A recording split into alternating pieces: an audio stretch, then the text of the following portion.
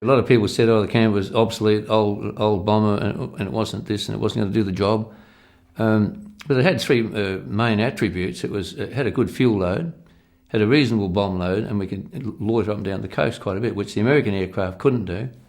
But the other big factor was that we were a level bomber, so we dropped down to 1,000 feet above the ground, or at high altitude, and get it underneath the cloud, which the American aircraft couldn't do because they were all dive bombers.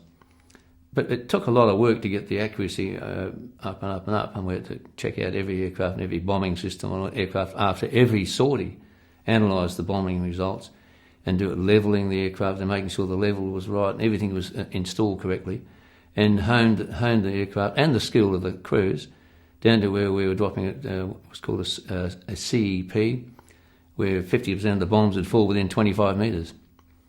And you also had a 0.5 probability of getting the bomb, any one bomb, in that 25-metre circle. But invariably, we'd hit the target.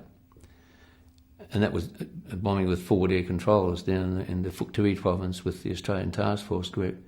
And Bruce was one of the forward air controllers there, flying different aircraft, and they'd put the smoke into the target, and then they'd say, magpie, bomb away smoke. And invariably, often we used to put the smoke out.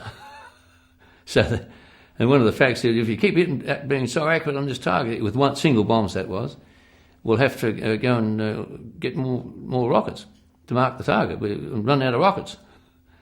But Bruce's aircraft didn't have that problem because they had a pile of them in the aircraft, they were OV-10 Broncos.